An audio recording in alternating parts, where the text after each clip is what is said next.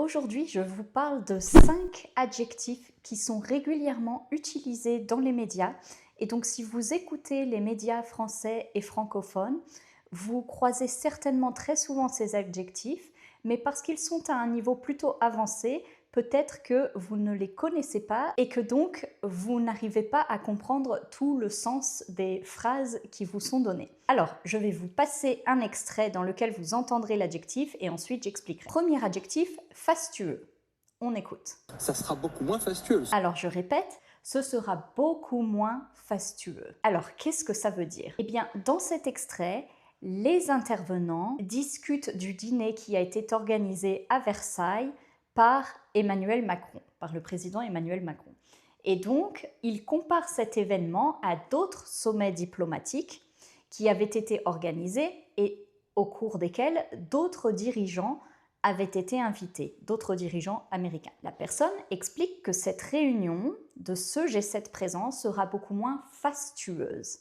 Alors, qu'est-ce que ça veut dire? Ça veut dire qu'elle sera moins grandiose, qu'elle sera moins impressionnante. L'adjectif fastueux signifie vraiment luxueux, c'est une démonstration de richesse et de prestige et tout est vraiment dans la démonstration. Donc fastueux, effectivement, c'est impressionnant, mais c'est aussi derrière l'idée de fastueux, il y a l'idée que c'est impressionnant parce que je veux impressionner. Donc, je sors le grand jeu. On dit qu'on sort le grand jeu, c'est-à-dire qu'on sort les grandes choses. On va sûrement faire cuisiner les meilleurs plats par les meilleurs chefs. On va montrer nos plus belles salles qui sont ornées d'or, qui sont riches d'histoire. Donc ça, c'est quelque chose de fastueux. On parle souvent d'une réception fastueuse. Et vous voyez, là, on accorde avec le sujet une réception fastueuse. Ou encore un mariage fastueux, donc là au masculin parce que le mariage est masculin. Deuxième adjectif, somptueux. On écoute. À la fin de ce sommet à Versailles, dans ce château somptueux. Vous le voyez, somptueux et fastueux sont en fait des synonymes quand on cherche la définition dans le dictionnaire.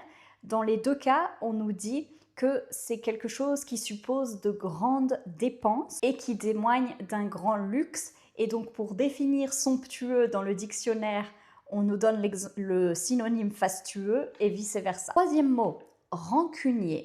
Quand on est à la place d'Emmanuel Macron, il ne faut pas être rancunier quand même. Quand on est à la place d'Emmanuel Macron, il ne faut pas être rancunier. Alors, à ce moment de la discussion, les journalistes évoquent toutes les moqueries et critiques adressées à Emmanuel Macron. Et donc, parce qu'il a été moqué et critiqué, le fait de recevoir ce dirigeant politique qui l'a moqué, qui l'a critiqué, signifie que Emmanuel Macron n'est pas rancunier.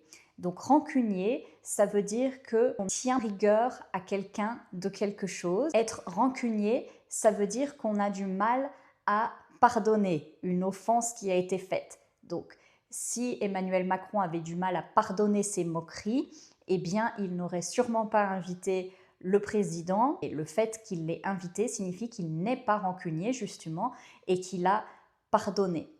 Ou en tout cas, dans un contexte politique, c'est plutôt que le président français serait un grand diplomate qui fait de la diplomatie et qui ne peut pas en fait se permettre d'être rancunier, qui laisse ses sentiments de côté. Donc peut-être qu'il l'est, mais en tout cas, il ne le montre pas. Sa posture de président veut qu'il ne soit pas rancunier. Quatrième adjectif, virulente. La critique la plus virulente vient d'un dirigeant européen. La critique la plus virulente vient d'un dirigeant européen. Donc ici, le journaliste présente les réactions européennes face à la stratégie adoptée lors du G7, la stratégie européenne adoptée lors du G7, et donc souligne que l'opposition la plus forte mais aussi la plus agressive, parce que dans l'adjectif virulent, il faut entendre le mot agressif. La critique la plus agressive a été faite par un dirigeant qui n'était pas présent.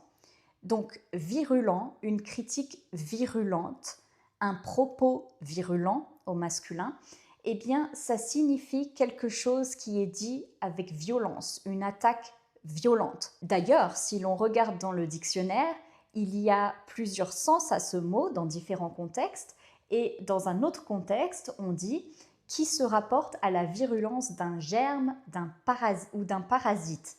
Donc, un germe ou un parasite virulent. On parle ici de biologie et donc c'est quelque chose qui attaque, n'est-ce pas? Et le deuxième sens, donc l'autre sens, c'est dans le contexte d'un discours, par exemple, eh bien un discours virulent. Donc il y a cette idée derrière d'attaque, d'agressivité. Cinquième et dernier adjectif, idyllique. Trump bel et bien présent au sommet du G7, dans un cadre idyllique. Donald Trump est bel et bien présent au sommet du G7 dans un cadre idyllique. Ici, nous parlons du fait que Donald Trump est bel et bien présent parce qu'on s'inquiétait qu'il ne vienne pas, qu'il refuse de venir à la dernière minute. Et donc, un cadre idyllique signifie un cadre parfait. En fait, dans tout ce débat, les journalistes et les personnes qui débattent sur le plateau expliquent que Donald Trump n'avait pas vraiment d'autre choix que de venir parce qu'il a été flatté, on l'a reçu avec grand honneur. Le fait qu'on le reçoive à Versailles dans ce palais, donc pour un dîner privé avant le sommet du G7, était dans le but de le flatter et de s'assurer, c'était une stratégie pour s'assurer qu'il ne fasse pas faux bond, c'est-à-dire qu'il n'annule pas à la dernière minute. Souvent, on parle d'un cadre idyllique, on parle d'un paysage idyllique, de vacances idylliques, c'est-à-dire de vacances ou de paysages parfaits. Alors voilà, j'espère que cette vidéo vous a aidé et que ces 5 adjectifs que l'on apprend peut-être plutôt au niveau avancé vous permettront de mieux comprendre lorsque vous écoutez du contenu en français. Merci et à bientôt sur French Ready.